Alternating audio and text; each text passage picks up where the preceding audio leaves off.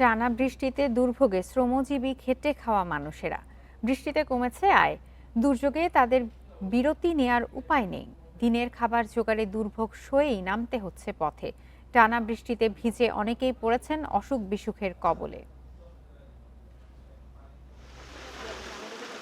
মুষলধারায় বৃষ্টি, ঘরে বসে উপভোগের উপায় নেই জামালপুরের আক্তার হোসেনের। এক সপ্তাহ ধরে টানা বৃষ্টিতে রাজধানীর জলাবদ্ধতা আর যানজটের ভোগান্তি সয়ে রিকশা টেনেছেন তিনি। জানান, বাধ্য হয়ে পথে নেমেও কাঙ্ক্ষিত আয় হয়নি। আয় নেমেছে 3 ভাগে। বৃষ্টিতে চাহিদা কমে পায়ে চালানো রিকশার। অভাবের সংসার, 2টা ছেলে মেয়ে লেখাপড়া করে, এগারো তো দিতে হয়, না দিয়ে আবার পেটাও দিতে হয়। আমি কি করতাম? তার কারণে যে বৃষ্টির লাগে নদী নেমে গেছে। কারওয়ান বাজারে নিয়মিত ভ্যান টেনে আয় হয় 1200 টাকার মতো। বৃষ্টিতে সে আয় নেমেছে 800 টাকায়, জানান ভোলার সবুজ। 2 দিন পরে আজকে আসছি, তারপরে ধরেন সকাল তো হওয়া 2টা ভাড়া মারছি। পানির কারণে, বৃষ্টির কারণে কাগজ গাছ দিয়ে লইছি লাস্টে।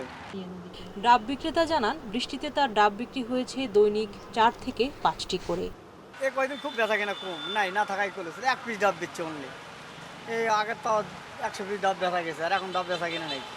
30 বছর ধরে ঢাকা বিশ্ববিদ্যালয় এলাকায় ভ্রাম্যমাণ চায়ের দোকান চালান চাঁদপুরের মোহাম্মদ হান্নান।